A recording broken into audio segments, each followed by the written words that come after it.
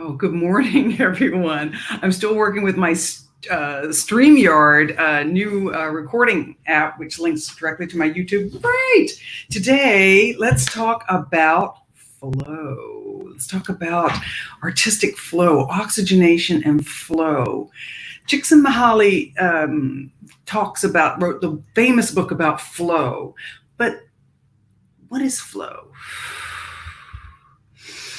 Flow is an oxygenated brain working at multiple subconscious levels that does it for you. And I've got plenty of examples. Playing the piano, for instance, is definitely a flow situation. I plant the seeds. I show up. I show up to the piano, as most pianists want. Good pianists do. Good violinists, good instrumentalists.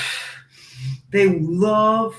They're engaged. They're committed to the process. We talk about committing to what we're going to do, and we fuel that. Wow, I can't wait to get to that piano again. And then once we're there, we made it. We're at the piano. We made it to the bus stop. And nothing's, it's the attitude that enables the loose neck, loose jaw, loose shoulders, and inspiration. Inspire, breathe in, inspiration. I'm inspired. That's not an accident. That word comes from breathing. Exasperated. Breathe out. Blast it out. So let's talk about inspiration this morning and save. Great. So, and I'll give you an example here. But playing the piano is one. You sit it and you play a note, and that feels so good. So you play that note and you follow through with it without any tension. I mean, playing the note is like the easy part. That's what I need to teach children. They come in, they start to play like this. They really want to play, but they do that. Well, that's a lot of energy to do that, and tension. Hypoxic tension, trying to micromanage it. Don't let that happen. Yuck.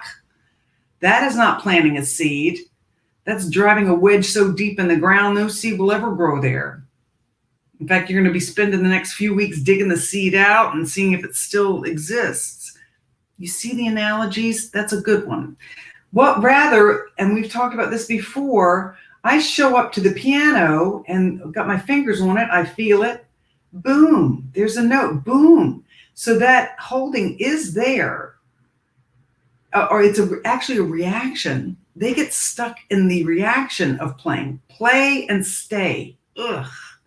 That's not a seed. This is a seed. Happens so quickly. Boom. I'll play my forefinger. Boom.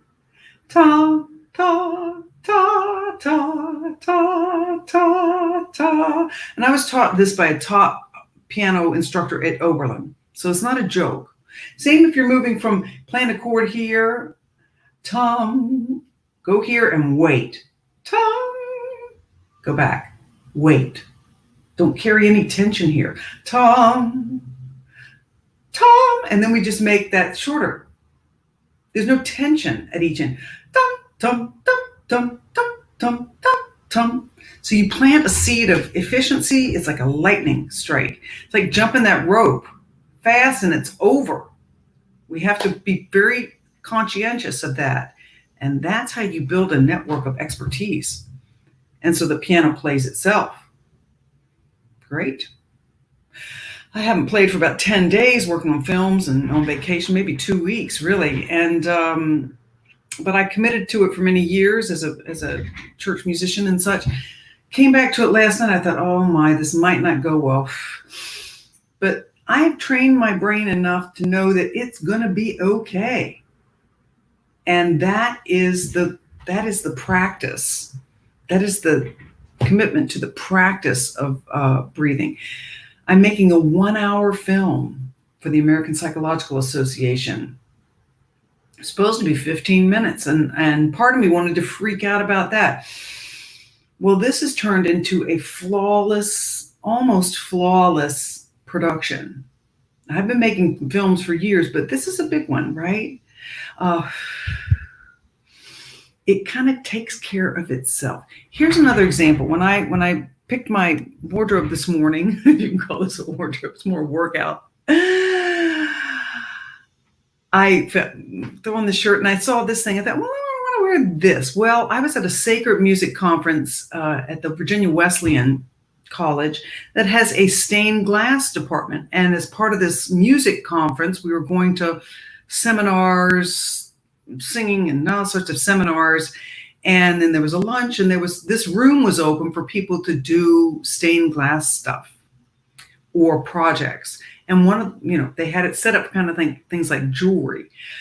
Well, I went to lunch and I had my eye on that because I always wanted to do mosaics. Like, yeah, mosaics. I fueled the mosaic thing, not really doing it for years. I did a little dollhouse mosaic 25 years ago, but that doesn't, so I had 11 minutes to stop in this glass jewelry thing before my next seminar.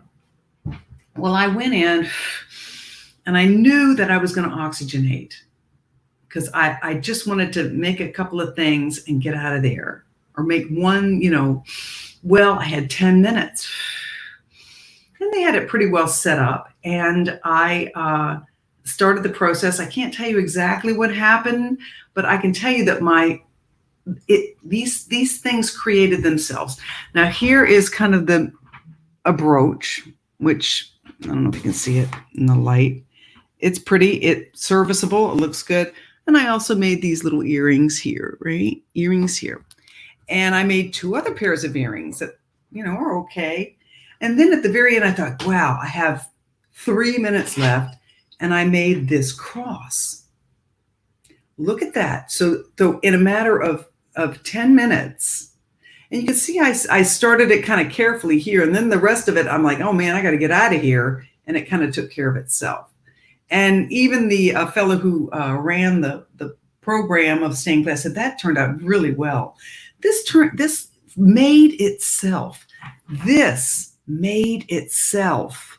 These made itself. And so did the other 2 pairs of earrings. And of course, I had to put the clasp on and everything else, and he fired it up. And so that is the flow, oxygenated, showing up, following your instincts. I picked these colors. I threw orange in this. I had the blue and the green and purple. Blue and green and purple. That was kind of the theme. There it is again. Blue, green, purple. I threw a dark red and an orange in there. And, so I picked up, that was my palette of the day. It was my palette today. You see that? This is my palette, and this goes with my palette. So isn't that wonderful? So that's the nature of flow, and it's oxygenated. Again, when I woke up this morning, yesterday we talked about, of course, always long neck, loose jaw, loose shoulders. So when we wake up from the paralysis that is sleep, and REM sleep that is even holding even lower oxygen while the eyes are, moving, rapid eye movement, where dream state happens. And, I know the rods burn energy. So I'm wondering, it is dark, and I would imagine that the rods are involved with this energy. There's no studies on that, but where there's causation, all you find is evidence. So if the rods burn oxygen, not energy, oxygen, and that accounts for sundowning syndrome. I did a big paper on that. REM sleep, the lowest oxygen of the day, all the burnout in the ocular system may be happening. That after consolidation and cleanup, consolidation of motor and stuff, get that rest, get the REM sleep, you're consolidating all the visual stuff and shoving out all of the carbon dioxide from the system. As far as I can see, that's what's, And then as soon as we come to conscious, unless the dreams were so bad, we wake up like, oh my gosh, oh my gosh, oh my gosh. At which point you can breathe over that. You can breathe around that and do your best to deactivate the amygdala even before you get out of bed with 10 or more deep held breaths. And then you're in the flow. So as far as this 1 hour film, I'm coming right up to the deadline. All sorts of planning and scheduling and mapping and designing is happening at a subconscious level. I know it has to get done. I know I have to do an email to make sure it's happening. I know I need to get on the website and kind of review. I know I need to reach out to my producer and, make sure she has a thing. There are a couple, things that the rudder has to be in certain directions, but the goal takes care of itself. This film has taken care of itself. And where do you see it? Wait until you see it. It's a little jewel. And so is this. This is a little jewel. And this is a holy thing. I got a lot of compliments on this cross. Where'd it go? Golly. Stained glass cross that hangs so nicely on my wall down in my kitchen. So welcome to flow. And I have planted seeds. So the next time I go to this glass making thing, wow. My memory is that, wow, look, I got like 5 pieces doing nothing really, just kind of moving my hands and letting them put itself together. So those are seeds. Those seeds have grown. I didn't criticize. It's not the greatest in the world. I could sit and criticize this stuff, but I don't. It's like, wow, I wanted to do that. I did it. I enjoyed it. And look, I have something kind of nice to keep from it. And if there was an earthquake and this fell off the wall and smashed, all right, well, I know I can go back and make another one and it will have its own flow. So that's the beauty of flow, oxygenated flow. And it's a beautiful creative state where it kind of does itself and you lose track of time but I knew I was in a mental time constraint and it took care of that constraint at a subconscious level. My film is about the ability of music to resurrect involuntary language abilities in nonverbal severe Alzheimer's. And guess what? It happens. We have involuntary language networks that I try to practice in these films, for instance. I don't have a script. There's a little bit of scripting in my film, and I get kind of mannequin-like when I started reading that. But the involuntary, the keeping the motivations grounded and solid, breathing on those, humanitarian goals, helping others, sharing with others, surviving in my own world, which is a beautiful thing. It's spiritual. Spirare, breathe, spirit, stay spiritual. Spirit is sinking into your own skin and rolling with the flow of the day. Beautiful, beautiful way of staying healthy against COVID-19, staying oxygenated against COVID-19, bolstering your precious mitochondria who are in your body by the gajillions, who love oxygen. It makes them strong. It makes them functional. It keeps the cell strong and bolstered and functional so that COVID-19 does not come in, doesn't stand a chance. PROoxia. And when you're in the flow, it's kind of an ultroxia. Making these beautiful pieces of jewelry and this beautiful cross was an ultroxic thing. Then I got to go and sing beautiful music with my colleagues and then go to a concert in the night. And all of that music is free energy. So I'm oxygenating and I get free energy from these genius composers that can structure my core mind. Now, there's some great science on that too. Mozart's K448 D major, two pianos, very decisive format. And in the middle of it, if you look at the visual aspect of this K448, you literally see a double helix coming out of these visualized, tonal, computerized, visualized what the tones are actually doing. And you know what? There are reasons why this Mozart's K448 has a number of effects on people, but one of the most striking ones is that it stops epilepsy even in comatose patients. Mozart's K448, the first 5 minutes, A section, B section, A section, B section, I think it repeats twice, stops epilepsy, pure and simple, across the board, systematic reviews. So that is a functional, resonance-based, frequency-based, musical-based, free energy, D major. If it were in C major, I don't think it would work. We're used to C major. C major is, oh well, whatever. D major, oh, you got my attention now. Okay, so that's the thing. Stay oxygenated. Fight COVID. We can talk and talk and talk on no air. And that activates the amygdala and makes us think, oh, what did I just say? Oh, my jaw's getting tight. Oh, I don't want to talk. They think I'm stupid.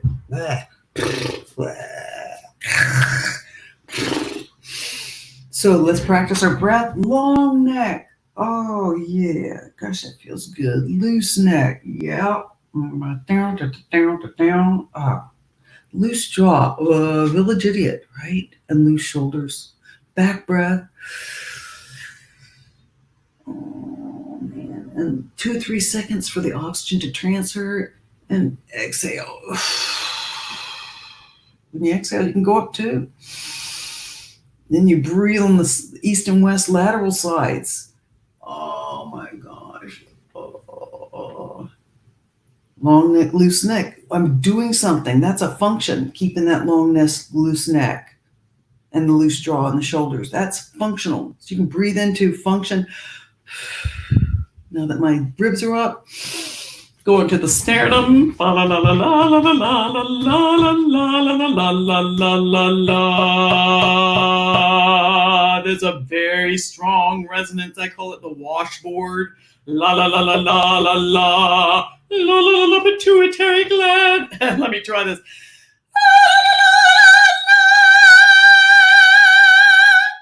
These the nasal and conch and the behind the eyes.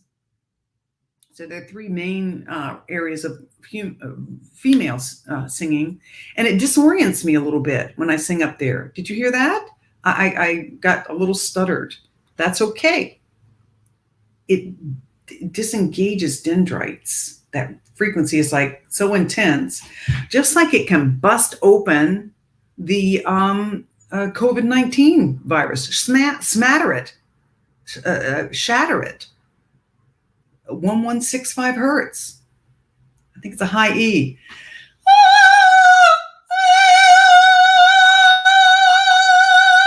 The virus doesn't like that. I think that's around that area. And it's so thin. Okay, so more to be discussed on that. I'm going into 20 minutes here, and I usually try to keep these to 10, 12. So blessings to you all. Thanks for joining me. Loose tongue too. The tongue is important. So if you stick your tongue out and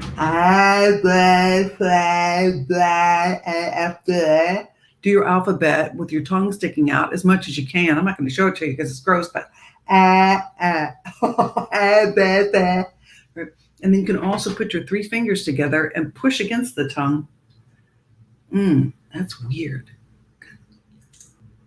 The weird feeling, but what it does is release the tongue. So that's a vocal trick, and I can feel the effects of that already, but to do it, you can also get a tissue if you need to do it that way. And you can't do it for very long. It's kind of a tense thing. A couple seconds, let go.